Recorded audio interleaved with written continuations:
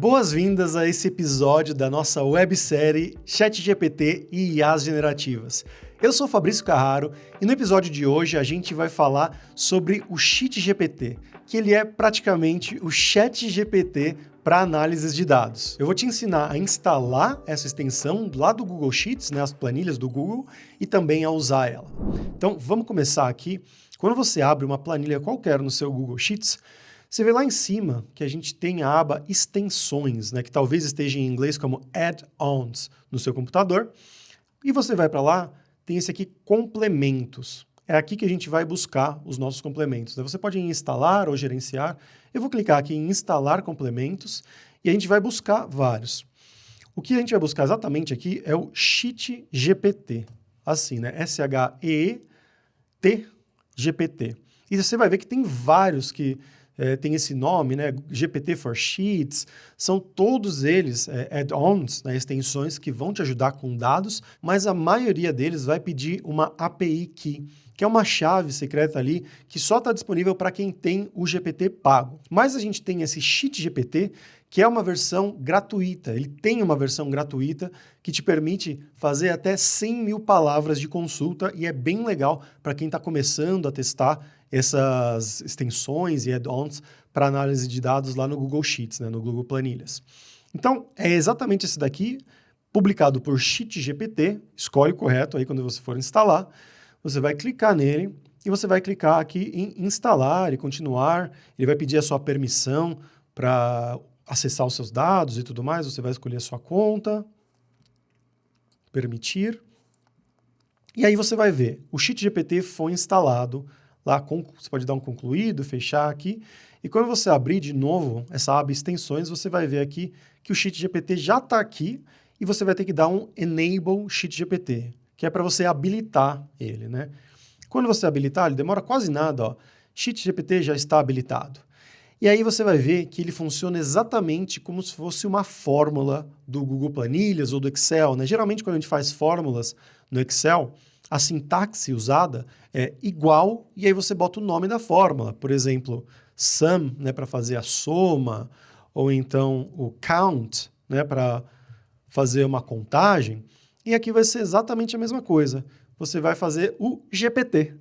Só que você tem algumas opções. Você vai ter o GPT, o GPT-List e o GPT-Image. A gente vai ver esses dois primeiros. Vamos começar pelo GPT-List. Essa formulinha aqui, ela te ajuda a criar uma lista de coisas, seja lá o que for, né? Uma lista de cores, uma lista de nomes. Vamos dar um exemplo aqui, colocar o nosso prompt dentro dessa fórmula, entre parênteses, claro, e entre aspas também. Então, gere uma lista de 5 nomes brasileiros. Fecha aspas, fecha parênteses, vamos ver o que ele vai dar para a gente aqui. Ele vai carregar por um tempo, né? Ele já está habilitado. E olha, ele gerou para a gente aqui.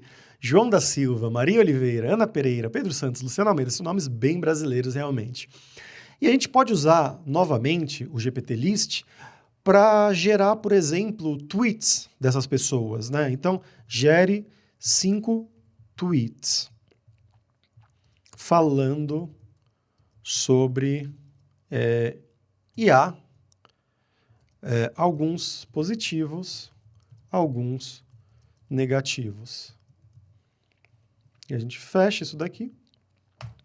Claro que na sua vida real, provavelmente você não vai ter que gerar tweets, né? Você vai pegar tweets já gerados, mas eu estou usando essa ferramenta, essa formulinha aqui, para te mostrar que isso também é possível, principalmente para questão de nomes, de números, né? Quando você está brincando e tem que gerar uma quantidade grande de dados. E ele já gerou aqui, eu vou até mudar aqui o jeito de mostrar, o jeito da exibição, e olha que ele gerou em inglês. A gente não falou para ele gerar em português, mas a gente não falou para ele gerar em inglês também. Então, gere 5 tweets, vamos mudar isso aqui em português, falando sobre IA. Eu vou dar o mesmo prompt aqui, só falando em português. Isso entra de novo na nossa engenharia de prompt, né, que a gente fala bastante aqui na Alura, que é você aprender a gerar os prompts, né, criar esses prompts para os grandes modelos de linguagem, os LLMs, de uma maneira mais clara, mais precisa, para ele entender exatamente o que você quer e te dar uma resposta melhor. Então a gente vê aqui que ele criou realmente vários tweets, né? A primeiro, está revolucionando a medicina, ajudando, então parece ser algo positivo. O segundo, preocupante, como ele pode substituir empregos, então talvez mais negativo ou preocupado. Aqui falando sobre avanços, sobre assustador, enfim. Ele gerou assim, aqui 5 tweets muito rápido pra gente, né? E aqui entra a parte interessante, que é usar a outra fórmula, o GPT, né? Só o GPT sem o list, para fazer uma análise de sentimentos. Então eu vou tentar analisar esse prompt que está aqui do meu lado esquerdo, né, na célula B1, utilizando essa formulinha. Então eu tenho até um prompt pronto aqui. Analise o sentimento do tweet abaixo e responda apenas com uma das palavras a seguir. Positivo, negativo, neutro. E aí a gente faz um e-comercial para conectar esse nosso prompt com o valor, com a célula que está aqui, né? Então vamos fechar essa célula e vamos ver o que o ChatGPT responde para a gente. Positivo. E se a gente alongar aqui, estender para as outras, vamos ver como é que ele vai funcionar. Ó, realmente, isso aqui está revolucionando a medicina e tudo mais, ele retornou positivo. Preocupante? Negativo. Avanços incríveis na robótica? Positivo. Assustador? Negativo. Então ele consegue realmente ir a fundo no contexto daquela palavra, daquela frase, daquele texto e analisar todo o contexto ali e te dar uma resposta analisando esse sentimento. Isso é muito útil no seu dia a dia de trabalho, é realmente uma coisa fantástica. E aí você está livre para usar para o que você quiser. Imagine que você queira traduzir isso para o inglês, ou que eles estejam em inglês e você quisesse traduzir para o português, né? Aqui eles estão em português, então vamos traduzir eles para o inglês. Você abre um GPT, traduza a frase abaixo para o inglês. 2 pontos, dá um espacinho aqui, e-comercial, você conecta novamente a nossa célula B1, e aí você vai ver que ele vai começar aqui, vai carregar e vai traduzir exatamente. Artificial Intelligence is revolutionizing medicine. Ele está literalmente traduzindo o que está escrito aqui e você vai poder também estender para os próximos, caso seja isso interessante para você, né? No seu caso, poderia estar em inglês e você poderia traduzir tudo para o português com um clique, literalmente, né? Conectado aqui dentro do seu próprio Google Sheets, do Google Planilhas. E também tem um outro prompt que eu queria mostrar para vocês, que é interessante, do próprio ChatGPT, que você vai colar aqui, analisando um a um, você consegue ver que a gente tem aqui o prompt, e você pode escolher o modelo do GPT a ser usado, a temperatura, o número máximo de tokens, né, que é basicamente uma palavra, isso aqui é um pouquinho menos que uma palavra, mas é um bom ponto, e o cache, né, se você quer que ele mantenha as respostas anteriores em cache, ou não, na memória dele, né? Então vamos tentar testar rapidinho aqui um prompt aleatório. Eu vou dizer aqui, escreva um tweet elogiando o Fabrício Carraro. Esse é o nosso prompt. O modelo do GPT, tem vários modelos, né? Mas a gente está usando como padrão o GPT-3.5-turbo. Você pode ver isso lá na página de referência do ChatGPT. A temperatura, você vai botar aí o padrão é 1, né, mas você pode colocar algo como 0,8, se você quiser brincar com isso.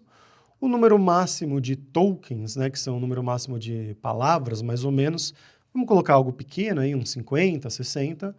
E aí o cache é se você quer manter isso na memória ou não, essa resposta, né? A gente pode colocar aqui o falso.